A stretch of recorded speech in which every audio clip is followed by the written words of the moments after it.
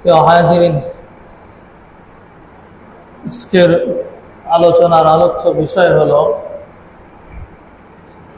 এমন একটি বিষয়কে নির্ধারণ করা হয়েছে যে বিষয়টা আমাদের সকলের সাথেই পরিচিত। বিষয়টি হলো অপচয়, অপব্যয়। এই বিষয়টি আমাদের দৈনন্দিন জীবনের সাথেই সম্পর্ক আছে। এই অপচয়ের ব্যাপারে কোরআন সুন্নাহ কি বলে, আল্লাহ তাআলার বিধান কি, এই বিষয়ের উপরেই নির্ধারিত সময়ের মধ্যে কিছু কথা বলার চেষ্টা করব ইনশাআল্লাহ। আল্লাহ তাআলা মানুষকে অনেক নিয়ামত দিয়েছেন। আল্লাহ তাআলা অফুরন্ত নিয়ামত বান্দাদেরকে দিয়েছেন। যাকে যেভাবে পছন্দ করেন আল্লাহ তাআলা তাকে সেইভাবেই দেন। এটা আল্লাহর বিধান।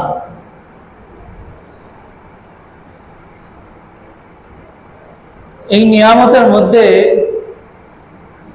আল্লাহ তাআলা এটা বলে দিয়েছেন, তোমরা নিয়ামতকে কি করো? ভক্ষণ করো, আহার করো, ব্যবহার করো। ব্যবহার করার বৈধতা আল্লাহ তাআলা দুনিয়ার সমস্ত মানুষকে দিয়ে দিয়েছেন। সাথে সাথে আল্লাহ তাআলা এই বিষয়টাও জানাই দিয়েছেন, আমার অফুরন্ত নিয়ামতের ব্যবহারের বৈধতা তোমাদেরকে দিয়ে দিলাম, কিন্তু একটা বিষয় আমি তোমাদেরকে নিষেধ করি, সেটা হলো এই ব্যবহারের ক্ষেত্রে যাতে অপচয় না হয়, অপব্যয় না হয়। কারণ অপচয় এটা কোনো ভালো মানুষের কাজ নয়। আল্লাহ তাআলা মানুষকে খুব ভালোবাসেন। এই জন্য মানুষকে আল্লাহ তাআলা যে সমস্ত জিনিস দিয়েছেন, মানুষ যদি সেগুলো বৈধভাবে উপার্জন করে, নিজের কাছে রাখে, ইসলামী শরিয়ত এটাকে নিষেধ করে না। একজন মানুষ তার সম্পদ জমা করবে, সম্পদ হবে, সে ধনী হবে। ইসলামী শরিয়ত, কোরআন সুন্নাহ তথা আল্লাহ তাআলা কোনো বান্দাকে নিষেধ করে নাই। এটা বলে দেয় নাই আমার বান্দারা এই পরিমাণ সম্পদ নিজের কাছে রাখতে পারবে, এরপরে আর রাখতে পারবে না। এমন কোন বিধান আপনারা শুনছেন যে বিধান দিয়েছে আল্লাহ তাআলা? নিয়ামত আল্লাহ তাআলা বান্দার জন্যই দিয়েছেন। যাকে যতটুকু ইচ্ছা করেছেন তাকে ওই পরিমাণই দিয়েছেন। কিন্তু আল্লাহ তাআলা এইটা সবার জন্য আইন করে দিয়েছেন, তোমরা কি করবা না? অপচয় করবা না। অপচয়কারীকে আল্লাহ তাআলা পছন্দ করে না। অপচয়, যিনি অপচয় করেন, অপব্যয় করেন, তাকে আল্লাহ তাআলা পছন্দ করে না। বলেন তো, আল্লাহ তাআলা পছন্দময় বান্দা যদি আমি আপনি না হতে পারি, উপায় আছে? তাহলে কি হইতে হবে? আল্লাহ কোন কাজে আমাকে পছন্দ করেন? এক কথায় বুঝলাম, আল্লাহ বলেছেন আমি অপচয়কারীদেরকে কি করি না? পছন্দ করি না। তার মানে অপচয় থেকে নিজেকে বাঁচাইতে পারলে পছন্দ করবেন কে? আল্লাহ। তাহলে এই অপচয় থেকে নিজেকে হেফাজত করে আল্লাহর পছন্দনীয় হতে চাই, এরকম আছি তো আমরা? চাই তো এটা? আসেন আল্লাহ তাআলা কি বলেন। শুরুতেই বললাম আল্লাহ তাআলা পছন্দ করেন না।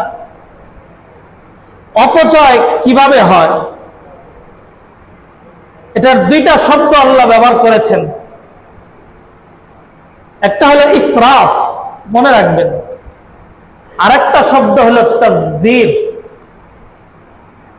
ইসরাফ আর তাবযীর, যেটা আল্লাহ কোরআনে সরাসরি শব্দ ব্যবহার করেছে।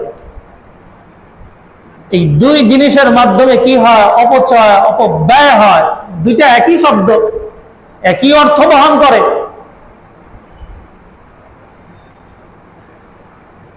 আল্লাহ তাআলা কোনো বান্দাকে, কোনো বান্দিকে সম্পদ দিয়েছেন, এটা যেরকম দোষণীয় নয়। এই সম্পদ আবার ব্যয় করতেও বলেছেন, কিন্তু সব ঠিক আছে। কিন্তু আল্লাহ তাআলা এটা বলে দিয়েছেন, কোনো ক্ষেত্রে যাতে অপচয় না হয়, যতটুকু তোমার প্রয়োজন ততটুকু কি করো, ব্যবহার করো, অপচয় করো না। বিষয়টা বুঝতে পারলাম। এই ব্যাপারে আল্লাহ তাআলা কোরআনুল হাকিমে কি বলেন? আল্লাহ কোরআনুল হাকিমের সূরাতুল আনআমের এক আয়াতে বলেন, 141 নম্বর আয়াতে বলেন, আল্লাহ তাআলা বলেন, কুলু মিন সামারিহি ইযা আসমারা ওয়া আতু হাক্কাহু ইয়াওমা হাসাদি ওয়া লা তুসরিফু ইন্নাহু লা ইউহিব্বুল মুসরিফিন। আল্লাহ বলে, বান্দা, কুলু, তোমরা খাও, মিন সামারিহি ইযা আসমারা ওয়া ইয়ানঈ, ওই ফল গাছ থেকে, যে ফল গাছ তুমি লাগাইলা, ওই গাছের মধ্যে আল্লাহ তাআলা ফল দিয়েছেন, এই গাছের ফলগুলো তুমি খাও। আর ফল কাটার সময় যখন আসে, ফল পাড়ার সময় যখন আসে, ওই সময় কি করো?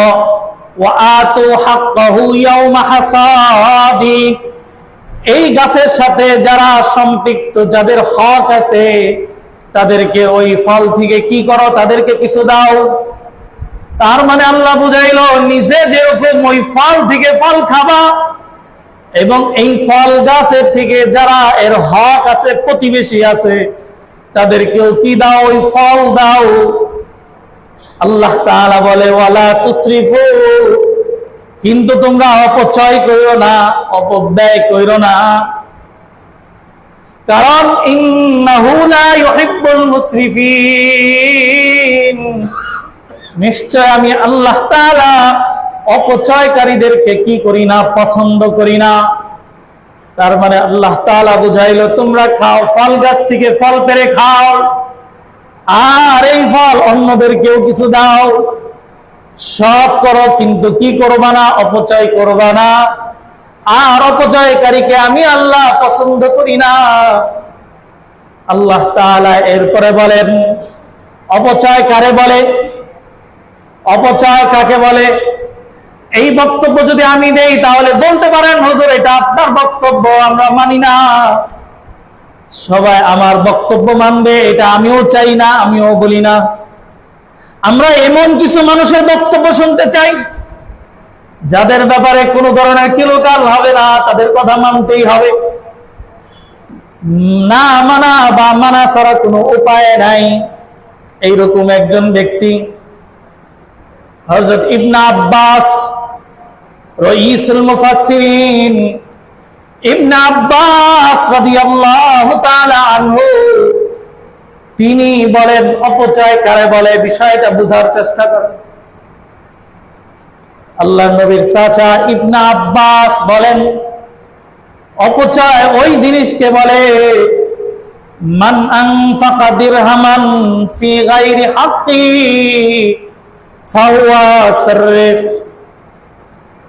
ইবনে আব্বাস বলেন, অপচয় কারে বলে? শোনো, কোন ব্যক্তি যদি তার কোন এক দেরহাম যদি না বুঝি, আমাদের টাকার দ্বারা আমরা বুঝাই 1 টাকা 1 পয়সা, কোন বান্দা বান্দি যদি তার 1 টাকা বা 1 পয়সা অনর্থক অন্য এমনি এমনি খরচ করলো, অনর্থক কোনো খরচ করলো যেটা তার কাজে আসে নাই, এটাই হলো অপচয়। কোন বান্দা, আমি যদি আমার 1 টাকা এমন এক কাজে খরচ করলাম যেটা আমার কোনো প্রয়োজনে আসে নাই, অনর্থক খরচ করলাম, বলেন তো এরকম খরচ হয় কিনা আমাদের দ্বারা? ইবনে আব্বাস বলেন, এইরকম যদি কেউ 1 দিরহাম 1 পয়সা অনর্থক খরচ করে, ওই ব্যক্তিটা অপচয় করলো। আর শুরুতে আল্লাহ কি বলেছেন? তোমরা অপচয় করো না, কারণ অপচয় করলে আল্লাহ পছন্দ করে না। আর ইবনে আব্বাস কি বলেন? অপচয় কারে বলে? শোনো, 1 পয়সা যদি অনর্থক খরচ করো, এটাই হলো অপচয়। আর এরকম অপচয় যদি আমি হয়ে যাই, আমাকে আমার রব পছন্দ করবে না, ভালোবাসবে না। তাহলে বিষয়টা হৃদয় দ্বারা দিল দ্বারা অনুধাবন করেন আমাদের সমাজে এইরকম অপচয় আছে কিনা, একটু জোরে আওয়াজ করে বলেন তো দেখি। অপচয় করলে কি হয়? অপচয়ের ব্যাপারে আল্লাহ তাআলা বলেন সূরা বনী ইসরাঈল, আল্লাহ তাআলা বলেন وآت ذا القربى حقه والمسكين وابن السبيل ولا تبذر تبذيرا إن المبذرين كانوا إخوان الشياطين وكان الشيطان لربه كفورا। সূরা বনী ইসরাঈল 26-27 নম্বর আয়াত। রব বলেন ওয়ালা তুবাযযির তাবযীরা, আয়াতের শুরুতে বলেন ওয়া আতিযাল কুরবা হাক্কাহু ওয়াল মিসকিন, তোমরা কি করো? খরচ করো, নিজের জন্য করো, নিজের আত্মীয় স্বজনের জন্য করো, কিন্তু জিহাদের ময়দানে করো। খেয়াল রাখো ওয়ালা তাবযির তাবযীরা ওয়ালা তুবাযযির তাবযীরা, এই ক্ষেত্রে খুব খেয়াল করো যাতে অপচয় না হয়, অপব্যয় না হয়। আর যদি অপচয় হয়ে যায়, আমি রব বলি কি হবে জানো? ইন্নাল মুবাযযিরিনা কানু ইখওয়ানাশ শায়াতিন, যদি কেউ অপচয় করে, অপচয়কারী হয়, আল্লাহ বলে ওই ব্যক্তিটা হলো শয়তানের ভাই হয়ে যায়। বলেন নাউযুবিল্লাহ। অপচয়কারী কার ভাই হয়? কার বক্তব্য? আওয়াজ করেন না, কার বক্তব্য? রবের বক্তব্য। রব বলে অপচয়কারী শয়তানের ভাই হয়। রব বলে যিনি অপচয়কারী হয় তার সাথে শয়তানের সম্পর্ক, শয়তানের ভাই। প্রিয় ভাইয়েরা, দিল দিয়ে বোঝার চেষ্টা করেন, অপচয় ব্যতীত আরো অনেক গুনাহ আছে কিনা। সমাজে একবারে কঠিন গুনাহ, জিনার মতো গুনাহ আছে, শিরকের মতো গুনাহ আছে, এইরকম অনেক গুনার খবর আমরা জানি, আমাদের সামনে আছে। বলেন তো কোন গুনার সাথে শয়তানের ভাই হয় এমন কোন বক্তব্য রব দিয়েছেন আপনারা জানেন? জিনা করলে শয়তানের ভাই হয়, চুরি করলে শয়তানের ভাই হয়, ডাকাতি করলে শয়তানের ভাই হয়, এমন কোন বক্তব্য রব দেয় নাই। কিন্তু রব বক্তব্য দিয়েছেন অপচয়কারী শয়তানের ভাই। বলেন তো বক্তব্যটা খুব সহজ বক্তব্য, আমাদের জন্য খুব শোভনীয় বক্তব্য। আমরা কি শয়তানের ভাই হতে চাই? তাহলে শয়তানের ভাই কিভাবে হয়? অপচয় করলে শয়তানের ভাই হয়, আর শয়তান অপচয়কারী হয়।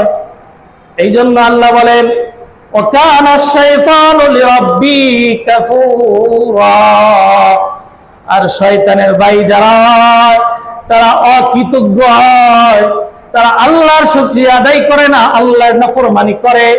আর বড় ভাই যেরকম নাফরমানি করে, আর ভাইয়ের ভাই তো ভাইও কি করবে? আল্লাহর নাফরমানি করবে, এটাই স্বাভাবিক। তাহলে অপচয়কারী কার ভাই হয়? শয়তানের ভাই। এই জন্য কঠিন জঘন্যতম এক অপরাধ, আমরা শয়তানের ভাই হতে চাই না, অপচয়কারী হতে চাই না। এই ব্যাপারে আল্লাহ কি বলে আরো শুনেন। কোরআনে হাকিমে আল্লাহ বলেন ইয়া বানি আদম খুযু যিনাতাকুম ইনদা কুল্লি মাসজিদিন ওয়া কুলু ওয়াশরাবু ওয়া লা তুসরিফু। সূরা আরাফ 31 নম্বর আয়াতের মধ্যে আল্লাহ ঘোষণা দেন, সব অপচয়ের ব্যাপারে এই আয়াত হাদিসগুলোই শুনবেন আজকে।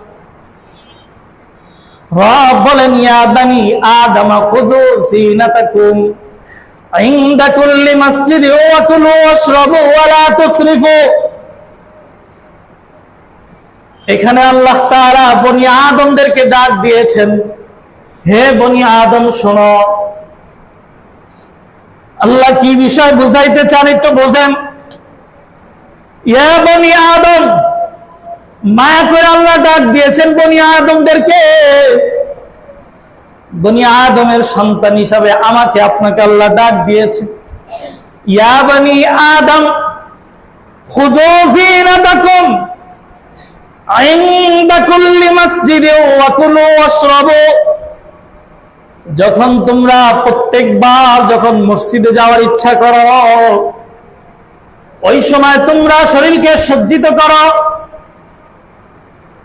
তোমাদের শরীরকে সজ্জিত করো, উত্তম পোশাক পরো। খুযু মানে ধরো, যিনাতাকুম অর্থ হইল সৌন্দর্য, সাজসজ্জা। ইনদা কখন? কুল্লি মাসজিদিন প্রত্যেকবার যখন মসজিদে যাও, ওই সময় তোমরা নিজের শরীরকে সজ্জিত করো। কি ব্যাখ্যা এর দ্বারা? মসজিদ আল্লাহর ঘর, আল্লাহর সামনে বান্দা হাজিরা দিবে। মসজিদ এক মেহমানখানা, এইখানে যখন বান্দা আসে সকলে ওই সময় আল্লাহর মেহমান হয়ে যায় বান্দা। বলেন সুবহানাল্লাহ। বলেন তো মেহমান বাড়িতে যখন আমরা যাই উত্তম পোশাক পরি কিনা? কথাগুলো বোঝার চেষ্টা করবেন, উত্তর দিবেন। কথাগুলো কেউ নিজের দিকে টানবেন না, প্রত্যেকটা কথাই গভীরভাবে একটু অনুধাবন করার চেষ্টা করবেন। আল্লাহ বললেন ইনদা কুল্লি মসজিদ, যখন তুমি মসজিদে আসো উত্তম পোশাক পরিধান করে আসো। প্রত্যেক বেলায় প্রত্যেক সময় যখন মসজিদে আসো, আমি আপনাদের কাছে আরজ করি, প্রশ্ন করি, আমাদের সমাজে বলেন তো মসজিদে আসলে আমরা খুব সুন্দর পোশাক পরে আসি, এইরকম আমাদের কাছে এইরকম ব্যবহার আমাদের সমাজে প্রচলিত আছে? তো কথা বুঝেন নাই মনে হয়। আমরা যখন বাহিরে কোনো জায়গায় দাওয়াতে যাই, অনুষ্ঠানে যাই, ওই সময় আমাদের পোশাকের অবস্থা কি হয়? আর আল্লাহর ঘর মসজিদে যখন আসি ওই সময় আমাদের পোশাকের অবস্থা কি হয়? এই বিষয়টা তো আমরা বুঝতে পারি। কিন্তু বলেন তো আল্লাহ তাআলা কোন জায়গায় উত্তম পোশাক পরার কথা বললেন? কোন জায়গায়? মসজিদে যখন আল্লাহর ঘরে আসো, শুধু শুক্রবার, শুধু ঈদের সালাতে না, প্রত্যেক সময় যখনই মসজিদে আসবা তখনই পোশাকগুলো সুন্দর পরো, উত্তম পোশাক পরো। বিশেষ করে জুমার দিন ঈদের সালাতে আল্লাহ রাসূল সাল্লাল্লাহু আলাইহি ওয়াসাল্লাম বলেন প্রতি ওয়াক্তে তো আসবা, জুমার দিন ঈদের সালাতে বিশেষভাবে তোমরা আরো সুন্দর পোশাক পরিধান করে আসো, আতর গোলাপ লাগায় আসো। কিন্তু আমাদের সমাজের অবস্থা কি? নামাজের পরে দাওয়াত আছে, বিয়ের অনুষ্ঠান, অন্য কোন অনুষ্ঠান, অনেক ধরনের চিন্তা ভাবনা আমার আছে। মেহমান বাড়িতে যাইতে হবে, নামাজে আসার সময় ঘরের যে কোন মতে জামা, ময়লা যুক্ত জামা, যে জামাটা পরে আমি কোনো মেহমান বাড়িতে অ্যালাউ হই না, যাই না, যে লুঙ্গিটা পরে আমি কোনো অনুষ্ঠানে আমি হাজির হই না, ওই পোশাক পরে অনেক সময় দেখা যায় ঘামে দুর্গন্ধ হয়ে গেছে, কলারের মধ্যে ছিঁড়া ফাটা এমন জামা পরে মুসল্লিরা মসজিদে আসে। বলেন তো এই ব্যক্তিকে যদি নামাজের পরে কোনো দাওয়াতে যাইতে বলা হয়, এই ব্যক্তিটা এই কাপড় পরে যাবে তো? হ্যাঁ, ঘরে যায় কি করবে? নামাজ শেষ আবার ভালো কাপড় পরবে, বিয়ের দাওয়াতে অনুষ্ঠানে যাবে। বলেন তো আল্লাহ তাআলা কোন অনুষ্ঠানের ব্যাপারে বলেছে তোমাদের উত্তম পোশাক পরিধান করে যাইতে হবে? হ্যাঁ, কিন্তু আল্লাহ মসজিদের ব্যাপারে বলেছেন তোমরা যখন মসজিদে আসো উত্তম পোশাক পরিধান করে আসো। উত্তম পোশাক বলতে প্রতিদিন নতুন পড়তে হবে এমন নয়। ঘরের মধ্যে তোমার 5টা জামা আছে, এর মধ্যে যেটা নিজের কাছে বেশি পছন্দনীয় হয় ওই জামাটা শরীরে জড়ায়া পাক পবিত্র হয়ে আতর গোলাপ লাগায়া আল্লাহর ঘরে আসো, আল্লাহর মেহমান হও। যে কাপড় পরে কোন বিয়ে বাড়ির, কোন দাওয়াতের, কোন সেমিনার অনুষ্ঠানে যাওয়া যায় না, বলেন ওই কাপড় পরে আল্লাহর ঘরে কিভাবে আসা যায়? আমাদের বিবেকে কি একটু বাধা দেয় না? একটু কি চিন্তা হয় না? সবচেয়ে সুন্দর উত্তম ঘর হল আল্লাহর ঘর। আল্লাহর ঘরে যে পোশাক এলাও না, ওই পোশাক অন্য কোন জায়গায় এলাও হয় না। আল্লাহর ঘরে যে পোশাক এলাও হয়, সৌন্দর্য হয়, এই পোশাক দ্বারা দুনিয়ার সব অনুষ্ঠানে যাওয়া যায়। এই জন্য আল্লাহ বিধান করলেন, ইয়া বানি আদম খুযু যিনাতাকুম ইনদা কুল্লি মাসজিদি ওয়া কুলু ওয়াশরাবু। তোমরা যখন মসজিদে আসবা, উত্তম পোশাক পরিধান করে আসবা।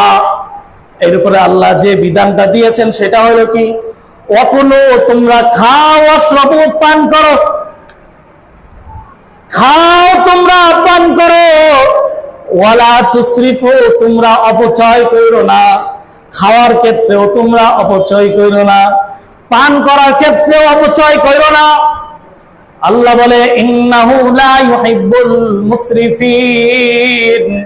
ওই আগের কথায় আল্লাহ তাআলা বলে, কারণ অপচয়কারীকে আমি রব মহব্বত ভালোবাসি না। নাউযুবিল্লাহ। তাহলে অপচয় করা যাবে? আসেন এখন অপচয় কাকে বলে এই বিষয়টা আমরা বোঝার চেষ্টা করি। অপচয় শুধু অর্থের অপচয় এমন নয়, শুধু অর্থের অপচয় এমন নয়, মানুষের জবানের অপচয় হয়, কথার অপচয় হয়, মানুষের ব্যবহারের অপচয় হয়, সময়ের অপচয় হয়। কথার অপচয় কি? যেখানে আমার একটা দুইটা কথা বললে আমার কথা শেষ হয়ে যায়, ওইখানে আমি আধা ঘন্টা পরে 10 মিনিট পরে অহেতুক কথা বললাম, তাহলে আমি কথার অপচয় করলাম। আমি কথার মাধ্যমে অপচয়কারী, অপব্যয়কারী। আমাকে আল্লাহ তাআলা খাবারের কথা বলেছেন, যতটুক আমার শরীরের জন্য দরকার ততটুক তুমি খাও। এরপরে আমি বেশি পরিমাণে আরেকটু বেশি খাইলাম। এই খাওয়াটাকেই ইবনে আব্বাস বলেন এটা হলো অপচয়।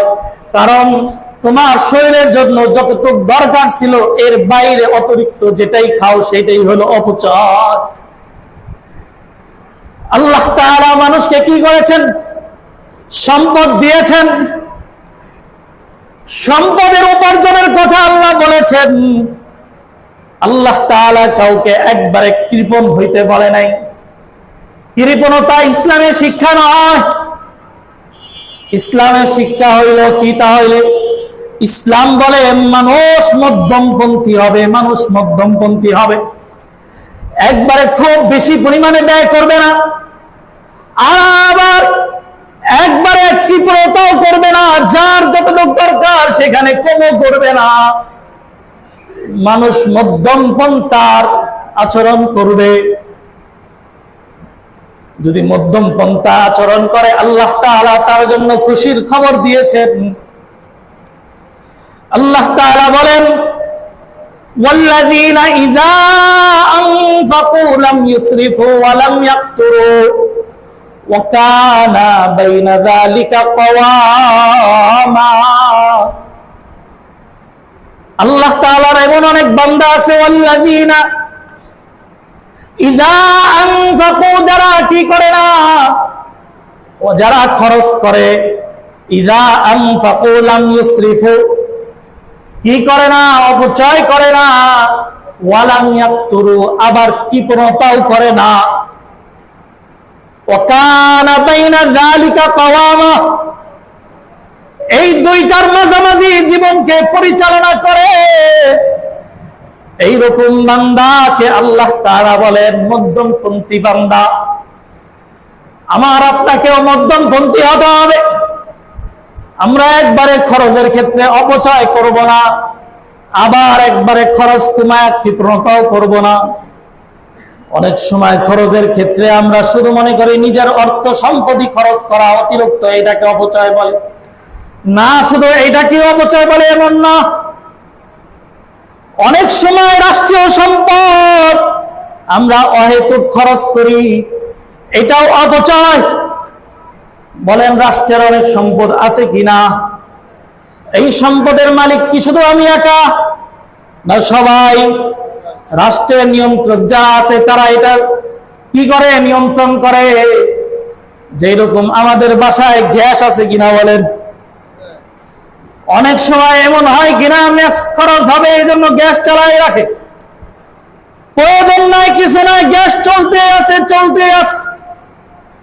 বলেন তো প্রয়োজনের বাইরে যে গ্যাস টুক চলে গেল, এইটা অপচয় হইল না কাজে ব্যয় হইল? হ্যাঁ, ইবনে আব্বাসের কথার দ্বারা কি বুঝলাম? প্রয়োজনের অতিরিক্ত 1 পয়সা খরচ করাই, এটার নামই হলো অপচয়। এই যে গরমের সময় অতিরিক্ত গরম, ফ্যান চলে, এই সম্পদ কারেন্ট সম্পদ, রাষ্ট্রের সম্পদ। আমি মানুষ একজন, ফ্যান চালাইলাম 2টা 3টা চলতেছে, কোনো খবর নাই। বলেন তো একটা প্রয়োজন অতিরিক্ত একটা ফ্যান চললো, এইটা কি প্রয়োজনের ছিল? এটা আমি খেয়াল করলাম না, আমি ইমাম হয়ে অপচয়কারী হয়ে গেলাম, আমি শয়তানের ভাই হইলাম, আল্লাহর অপছন্দনীয় বান্দা হয়ে গেলাম। এই জন্য বিষয়গুলো খুব খেয়াল করা দরকার। মসজিদে ওযু করতে আসি, বলেন তো ওখানে ট্যাপ ছেড়ে ওযু করি আমরা, যখন ওযু করতে করতে এক পর্যায়ে মাথা মাসা করার সময় আসে, এই বিষয়গুলো আমি আপনাদেরকে বলি না, আমি নিজেকে বলি, এই অন্যায়গুলো আমি করি। মাথা মাসা করার সময় যখন আসে, আমি মাথা মাসা করলাম, পানি পড়তেছে, পানির কল আমি বন্ধ করলাম না। বলেন তো যে পানিটা পড়ে গেল আমার মাথা মাসা করার সময়ের মধ্যে, এই পানিটা প্রয়োজনে খরচ হইল না অপ্রয়োজনে? এটা অপচয় হইল কিনা? ইবনে আব্বাসের বক্তব্য অনুযায়ী কি হইল? এটা অপচয়। রবের বক্তব্য অনুযায়ী শয়তানের ভাই। আল্লাহ আর এক বক্তব্য অনুযায়ী আল্লাহ পছন্দ করে না।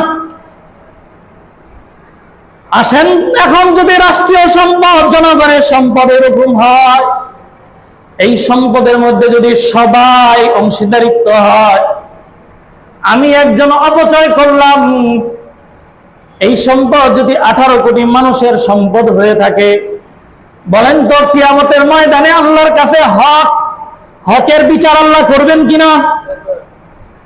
যখন আল্লাহ জিজ্ঞাসা করবে তুমি যে রাষ্ট্রের 1 পয়সা অতিরিক্ত খরচ করলা, এই পয়সার হিসাব তুমি দাও, আল্লাহ বলবেন হিসাব কার কাছে দিব? আল্লাহ বলবেন এই 1 পয়সার সম্পদের মালিক 18 কোটি জনগণ, এই সব মানুষের কাছে তুমি আগে ক্ষমা চাও, মাফ চাও। সবাই যদি তোমাকে মাফ করে, আমি রব তোমাকে মাফ করে দিব। বলেন তো এটা সম্ভব? আপনি খরচ করছেন অল্প, কিন্তু মাফ চাইতে হবে কত মানুষের কাছে? 18 কোটি মানুষের কাছে। ওটা বাদই দিলাম, মনে করেন মসজিদের জিনিস, মসজিদের একটা জিনিস, এই মসজিদে 500 মুসল্লি হইলে সবার কাছে কি করতে হইব? সম্ভব? এটা সম্ভব নয়। এই জন্য খুব হিসাব, অপচয়, এটা আল্লাহ পছন্দ করে না। তাহলে আমি আপনাদেরকে বলি, আফসোসের সাথে বলি, কত অপচয় আমাদের দেশে হয়। রাষ্ট্র যদি অপচয় করে, রাষ্ট্রের হিসাব দিতেই হবে, কোনো বাঁচার উপায় নাই। 18 কোটি জনগণের কাছে তার মাফ চাইতেই হবে। দুনিয়াতে বাইসা গেল, আল্লাহর কাছে ধরা দিতে হবে কিনা? তাহলে অপচয়ের ক্ষেত্র, হ্যাঁ, আফসোস কিভাবে অপচয় করে। আমরা দেখলাম বৈশাখের সময় বিশ্বের কাছে দেশের একটা মানচিত্রে একটা গুনাহের জিনিসকে পরিচয় করে দেওয়ার জন্য 14 কিলোমিটার রাস্তা রঙে আলপনা করে ফেলল। খবরে পাওয়া গেল 7 কোটি টাকা খরচ হয়ে গেছে শুধু 14 কিলোমিটার রাস্তা আলপনা করার ক্ষেত্রে। বলেন তো এই রাস্তা আলপনা করার দ্বারা জনগণের উপকার হয়েছে? এই টাকার হিসাব দিতে হবে কিনা? এই টাকা জনগণের টাকা যদি হয়ে থাকে এর হিসাব দিতে হবে। বলেন তো আমার দেশের মানুষ এখনো না খাওয়া আছে কিনা? এই আলপনা করে গুনাহের কাজ করে, গুনাহের কাজ করে, কোন ইবাদত করে বুঝি না আমি। এই টাকা যদি গরিব মিসকিনের মাধ্যমে বন্টন করে দেওয়া হইত তাহলে কতই না উপকার হইতো। বলেন আমার দেশে অনেক কনসার্ট হয় কিনা? বড় বড় শিল্পীরা আসে, গান বাজনা করে কিনা? এইখানে অনেকের অর্থ দেয় কিনা? বলেন এই অর্থ যে গরিবই দেখ যেই দিক, আমি যদি 1 টাকা দেই, বলেন এইটা কোনো কাজে ব্যয় হয়? এটা অপচয় হয়। রাষ্ট্রীয়ভাবে বিশাল আয়োজনে অনেক গুনাহের কাজের মধ্যে ফান্ডিং করা হয়। এটা অপচয়, এটা অপচয়। রব বলে এটা অপচয়, শয়তানের ভাই, আল্লাহ পছন্দ করে না। আল্লাহ তাআলা রাসূলের মাধ্যমে জানায়, বান্দা তোমাদেরকে আমি এই বিধান দিলাম, কুলু ওয়াশরাবু ওয়া তাসাদ্দাকু ওয়া আলবিসু মা লাম ইউখালিতু ইসরাফান আও মাখিলা। ইবনে মাজাহ শরীফের হাদিসের মধ্যে রাসূল কি বলে শুনেন। আল্লাহ রাসূল বলেন তোমরা খাও পান করো, কোনো আপত্তি নাই। ওয়া তাসাদ্দাকু তোমরা দান করো, খায়রাত করো। ওয়া আলবিসু তোমরা পোশাক পরিধান করো, এতেও কোনো সমস্যা নাই, যতক্ষণ না মালাম ইউখালিতু ইসরাফা আও মাখিলাতিন, 2 জিনিস যতক্ষণ না এই কাজের সাথে মিশ্রিত না হয়। সেই 2 জিনিস কি? আল্লাহ রাসূল কি বলে বুঝেন? খাবারের কথা বলেছেন, পান করার কথা বলেছেন, দানের কথা বলেছেন 2 নাম্বার। 3 নাম্বার পোশাক পরিধানের কথা বলেছেন। এই 3টা জিনিস ওই সময় পর্যন্ত করো যতক্ষণ না 2টা জিনিস এদের সাথে মিশ্রিত না হয়। এই 2 জিনিস কোন জিনিস? রাসূল বলেন মা লাম ইউখালিতু ইসরাফা, যতক্ষণ না এই জিনিসের সাথে অপচয় কি না হয়, মিশ্রিত না হয়। 1 নাম্বার অপচয় মিশ্রিত যাতে না হয়। 2 নাম্বার আও মাখিলাতিন, অহংকার মিশ্রিত যাতে না হয়। এই 2 জিনিস থেকে যতক্ষণ এরা আলাদা থাকবে, এই সময় খাবারও কোনো সমস্যা না, পান করাও কোনো সমস্যা না, দান করাও কোনো সমস্যা না, পোশাক পরিধান করাও কোনো সমস্যা নয়, যতক্ষণ না অপচয় না হবে আর অহংকার যতক্ষণ না আসবে। এই জন্য আল্লাহ বলেন তোমরা অপচয় থেকে বেঁচে যাও। আল্লাহ রাসূল সাল্লাল্লাহু আলাইহি ওয়াসাল্লাম বলেন, রাসূল হাদিসের মধ্যে বলেন তোমাদের জন্য আল্লাহ তাআলা 3টা জিনিস পছন্দ করেন আর 3টা জিনিসকে অপছন্দ করেন। তাহলে মুসলিম শরীফের হাদিসে কি পাইলাম? আল্লাহ আমাদের জন্য কয়টা জিনিসকে পছন্দ করেন? কয়টা? আর 3টা জিনিসকে অপছন্দ করেন।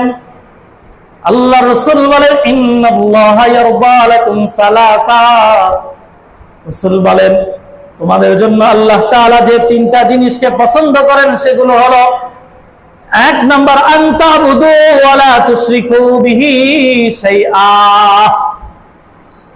তোমরা কি করবা? আল্লাহর ইবাদত করবা। কার ইবাদত করবা? আল্লাহর ইবাদত করবা। ওয়া লা তুশরিকু বিহি শাইআ, তার সাথে কোনো কিছুকে শরীক করবা না। আল্লাহ তাআলা রাসূল বলেন আরেকটা জিনিস, সেটা হলো ওয়া আনতা তাসিমু বিহাবলিল্লাহি জামিআন ওয়া লা তাফাররাকু, তোমরা কি করবা? নিজেদের মধ্যে ঐক্যবদ্ধ হয়ে চলবা। কি করবা না? পৃথক হবা না, ভাগাভাগি করবা না। এই 3টা জিনিস আল্লাহ পছন্দ করে। বান্দা কি করো? আল্লাহর ইবাদত করো, আল্লাহর সাথে শরীক করো না, আর নিজেদের মধ্যে দলাদলি করো না, পৃথক হয় না, আল্লাহর রশিকে মজবুতের সাথে ধরো। 3টা জিনিসকে আল্লাহ পছন্দ করেন, সেগুলো কি? ওয়া আকরামু লাকুম কিলা ওয়া ক্বালা কাসরাতু আসওয়াত, এক নাম্বার হলো বেশি পরিমাণে প্রশ্ন করা, অহেতুক প্রশ্ন করা। এক শ্রেণী মানুষের স্বভাব আছে কিনা বলেন, কথায় কথায় প্রশ্ন করে, বেশি বেশি প্রশ্ন করা। এটা ইসলামের সৌন্দর্য না। ইসলামের সৌন্দর্য যতটুক তুমি জানো ততটুক ইবাদত করো। দুই নাম্বার, আল্লাহর রাসূল বলেন ওয়াইদাআতিল মাল, আর তোমরা কি করো, তোমরা মাল অপচয় করো না। মাল কি করবা না, অপচয় করবা না, সম্পদ নষ্ট করবা না। তাহলে সম্পদ নষ্ট করলে আল্লাহ বেজার হন, এই জন্য সম্পদ নষ্ট করা যাবে না। আল্লাহ তাআলা যাকে সম্পদ দিয়েছেন এগুলো আমানত, এগুলো আমানত। রাসূল সাল্লাল্লাহু আলাইহি ওয়াসাল্লাম হাদিসে বলেন, কিয়ামতের ময়দানে আমি প্রতিটা বান্দাকে 5টা প্রশ্ন করব। এই 5 প্রশ্ন দেওয়ার আগ পর্যন্ত কোনো বান্দা তার এক কদম সামনে বাড়তে পারবে না। এর মধ্যে একটা প্রশ্ন হবে, মান আইনা ইকতাসাবু, তুমি কোন পথে কোন কিভাবে সম্পদগুলো আয় করেছো, উপার্জন করেছো, এটা বলো। সম্পদ উপার্জনের কথা আল্লাহ তাআলা সেদিন প্রশ্ন করবেন। দ্বিতীয় প্রশ্নটা আল্লাহ তাআলা যেটা করবেন সেটা হলো ওমিন আনফাকাহু, এই সম্পদ কোন পথে ব্যয় করছো এটাও বলো।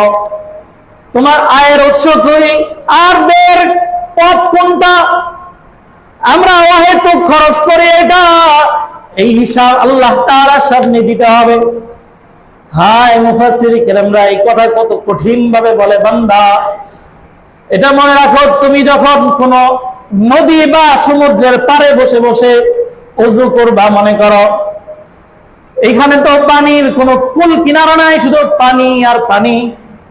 তুমি যদি এটা ভাবো এখানে পানির হিসাব কিভাবে করব, আর শুধু পানি খরচ করো, 3 বার কুলি করার কথা তুমি হয়তো 3 বার 4 বার 5 বার করে করলা। তুমি ভাবলা না এই যে অতিরিক্ত যেটা করলা সেটা হলো অপচয়, অপব্যয়। এই খরচের জন্য, এই অপচয়ের জন্য আল্লাহ তাআলার কাছে আসামির কাঠগড়ায় দাঁড়াইতে হবে। এই জন্য একটু হিসাব মিলায় দেখো বান্দা, আমাদের সমাজে কত অপচয়, কত অপচয়, খাবারের অপচয় আমরা করেই থাকি। প্রতিবেশী একজন আরেকজন নিজের ঘরে খাবার নষ্ট হয়ে যায়, কিন্তু অনেকের ঘরে খাবার নাই, সেদিকে আমরা ভ্রুক্ষেপ করি না, নষ্ট করে ফেলায় দিব। যদি শোনা যায় বাজারের লবণের দাম বেড়ে গেছে, আমার দরকার 5 কেজি, কিনা আনবো 20 কেজি, 100 কেজি কিনা ঘরে রাইখা দিই। বলেন তো মাসে 5 কেজি যদি প্রয়োজন হয়, বাকি যে বেশি আনলাম এটা অপচয় কিনা? এটা অপচয়। ঘরের জন্য খরচ করলাম, এটা অপচয়। ইবনে আব্বাসের বক্তব্য অনুযায়ী এটাই অপচয়। আমরা দেখছি পেঁয়াজের দাম যখন বেড়ে গেছে, শোনা মাত্রই মানুষ নিজের ঘর গোডাউন বানায় ফেলাইলো। পেঁয়াজ দরকার 5 কেজি, কিনে 10 কেজি 20 কেজি। এটা কি অপচয় কিনা বলেন? আমরাই তো সংকটে ফেলাই দেই। এই বিষয়গুলো যদি আমরা হিসাব করতাম, তাহলে আমরা অপচয় থেকে যদি বাঁচতে পারতাম, অপব্যয় থেকে যদি বাঁচতে পারতাম, আমার দেশের সম্পদে যা আছে আল্লাহ তাআলা এগুলোর মাধ্যমে এই বান্দার জন্য সব যথেষ্ট করে দিত। আমাদের লোকেরা যদি অপচয় না করে, ঘুষ না খেয়ে, সুদের টাকা না নিয়ে, যদি সবাই যদি আল্লাহকে ভয় করত, সবার ভিতরে যদি আল্লাহর ভয় থাকতো, আমি অপচয় করবো না, আল্লাহর অপছন্দনীয় পাত্র হব না, তাহলে কেউ এই দেশের টাকা পাচার করে বিদেশে বাড়ি বানাইতো না। আর যদি সব টাকাগুলো সবার জন্য যদি সব ঘরে থাকতো, এই দেশে থাকলে দেশ স্বাবলম্বী হইতো, মানুষের জন্য উপকার হইতো। তাহলে আজকের আলোচ্য বিষয় এটা, অপচয় থেকে আমাদের সকলকে, আমি আমার ব্যক্তিগত জায়গা থেকে নিজেকে যদি বাঁচাইতে পারি, সবাই যদি এটাকে মেনে নিতে পারি, অপচয় করব না, আমার প্রয়োজন যতটুকু ততটুকু আমি ব্যবহার করব। এটা আল্লাহ নিষেধ করে নাই, কৃপণতাকে আল্লাহ নিষেধ করেছে, কিন্তু এর বাহিরে আমি করব না।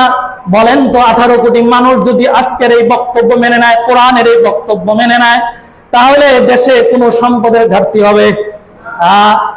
তাহলে সব ঠিক থাকবে, সব সুন্দরভাবে চলবে। এই জন্য আমি আপনাদেরকে বলবো, পায়ে হাত রেখে বলি, আমার এই মুসল্লিগুলো আমরা সকলে যারা আজকের দিকে ওয়াদা করতে পারি কিনা আমরা সামনের দিনে আর কোনো অপচয় করব না? আল্লাহকে দুইটা হাত দেখাইতে পারি কিনা?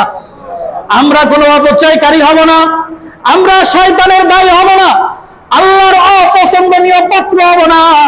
আমরা নিজেকে এমন ভাবে পরিচয় করে তুলব, আমাদের সকলকে যাতে আল্লাহ বেশি পরিমাণে মহাব্বত করে। সকলে বলে আমিন। আল্লাহ তাআলা আমাদের প্রত্যেককে কথাগুলো বুঝার এবং আমল করার তৌফিক দান করুন। সকলে বলে আমিন।